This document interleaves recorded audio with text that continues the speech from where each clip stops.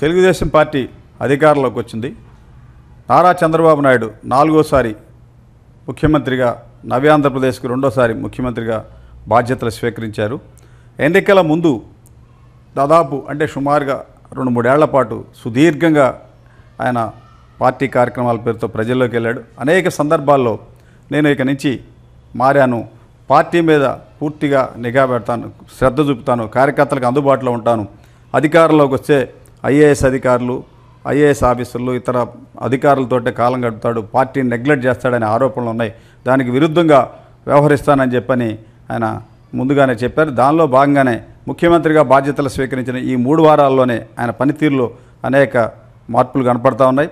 సెక్రటేరియట్లో కూడా గతంలో చంద్రబాబు నాయుడు ముఖ్యమంత్రిగా నవ్య ఆంధ్రప్రదేశ్కి 2014-19లో ఉన్నప్పుడు అంటే సహజంగా ఆఫీసర్లంతా చెప్తుంటారు తారీఖు మారిన తర్వాత ఆయన సచివాలయంకి వెళ్తారని, సచివాలయం నుంచి ఇంటికి వెళ్తారు. అంటే ఏంటంటే రాత్రి 12 గంటలు దాటితే కొత్త తారీఖు వస్తుంది కాబట్టి వెళ్తారనేటువంటి ఆనవాయితీ ఉంది. దానికి భిన్నంగా సాయంత్రం 6 గంటలకే సచివాలయం నుంచి వెళ్ళిపోతున్నాడు ఆయన. 6 గంటల తర్వాత ఎటువంటి కార్యక్రమాలు ఉండడానికి వీల్లేదన్నారు. దాంతోపాటు ప్రతి శనివారం ఆయన పార్టీ రాష్ట్ర కార్యాలయంలో అందుబాటులో ఉంటున్నారు. కార్యకర్తలతోటి పూర్తిగా అనేక సమస్యల మీద వాటిని అడ్రస్ చేస్తూ ఉన్నారు. తాజాగా 2 రోజుల క్రితం పార్టీ రాష్ట్ర అధ్యక్షుడు పల్లా శ్రీనివాస్ కూడా నేరుగా చంద్రబాబు నాయుడికి పార్టీ కార్యాలయంలో కూడా ప్రజలు తమ సమస్యలను తెలియజేయవచ్చు, దానికి సంబంధించి ఒక కొత్త కార్యక్రమాన్ని మేము ప్రవేశపెడుతున్నాము, టోల్ ఫ్రీ నెంబర్ ఒకటి ఇచ్చి నేరుగా తమ సమస్యలను చంద్రబాబు నాయుడు దృష్టికి తీసుకురావచ్చు అనేటువంటి కార్యక్రమం పెట్టారు.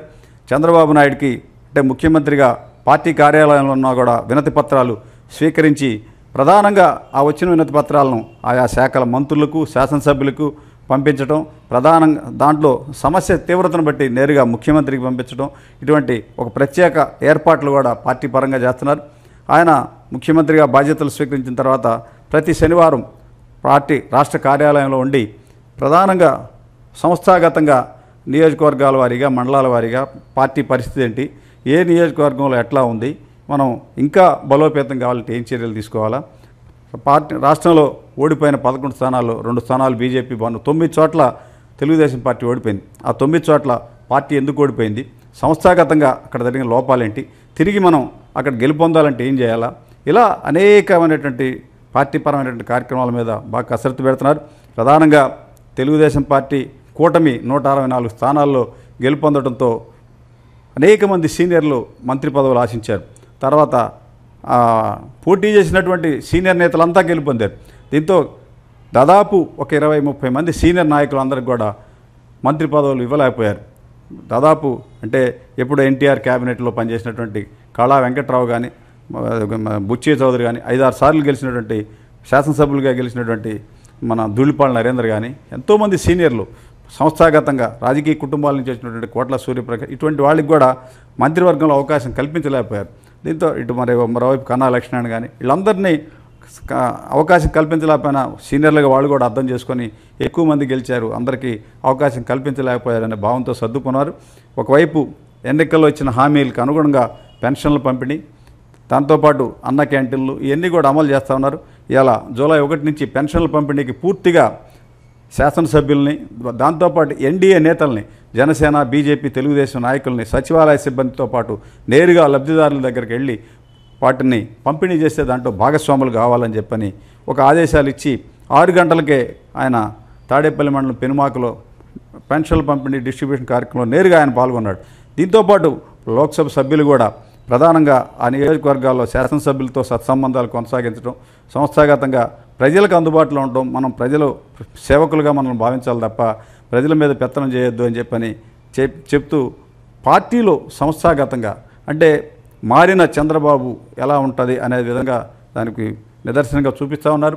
నిత్యం సచివాలయంలో కూడా ఏదన్నా నేరుగా ప్రజలు వచ్చి వినతి పత్రాలు ఇచ్చినా తీసుకోవటం, దాంట్లో ప్రతి సమస్యని అడ్రస్ చేయటం, ఈ విధంగా కొంత గతంలో పూర్తిగా అధికారంలో ఉన్నప్పుడు గతంలో ఐఏఎస్ అధికారులు, జిల్లా అధికారులు వీడియో కాన్ఫరెన్సులు, సెట్ కాన్ఫరెన్సులు, తర్వాత టెలికాన్ఫరెన్సులు వంటి జూమ్ కాన్ఫరెన్సులు, కమాండ్ కంట్రోల్ రూమ్లో కూర్చొని ఇవన్నీ సాంకేతికతను టెక్నాలజీని అందుబాటులో ఉంచి దాని ద్వారా పాలన చేసే టైంలో పార్టీని నిర్లక్ష్యం చేశారనేటువంటి అపవాదు గతంలో ఉంది. ఎందుకంటే అప్పట్లో నవ్య ఆంధ్రప్రదేశ్ నిధులు లేకపోయినా కూడా ముఖ్యమంత్రిగా బాధ్యతలు స్వీకరించిన తర్వాత పోలవరం రాజధాని పరుగులు దించినా కూడా 23 సీట్లకే పరిమితమై ఘోరంగా ఓడిపోవటం, తర్వాత ఆత్మ పరిశీలన చేసుకుంటే పార్టీని నెగ్లెక్ట్ చేశాం, కార్యకర్తలను అడ్రస్ చేయలేకపోయామనేటువంటి సందేశం వచ్చింది. దాంట్లో భాగంగానే తర్వాత 5 ఏళ్లలో పార్టీకి కార్యకర్తలతో అందుబాటులో ఉంటా చేశారు. ఈ 5 ఏళ్లలో అనేక మంది కార్యకర్తలు, నాయకులు వైకాపా హయాంలో అనేక వేధింపులకు గురయ్యారు. వాళ్ళందరినీ అడ్రస్ చేస్తా, వాళ్ళందరికీ సముచితమైనటువంటి ప్రాధాన్యత ఇస్తా మారిన బాబుగా ప్రజల్లో ముద్రేసుకుంటా ముందుకు సాగుతూ ఉన్నారు. ఇది ముఖ్యమంత్రిగా ఆయన బాధ్యతలు స్వీకరించిన ఈ 3 వారాల్లోనే జరుగుతున్న పరిణామాలు. ఒకవైపు వైకాపా నేతలు గతంలో అన్ని జిల్లా కేంద్రాల్లో ప్రభుత్వ స్థలాల్లో కార్యాలయాలు నిర్మించడానికి అనుమతులు లేకుండా చేస్తే ఆ రోజు ప్రజావేదిక ప్రభుత్వం తిరుపతి నిర్మించింది, అనుమతులు లేవనే ఉద్దేశంతో కూల్చిపారేశారు.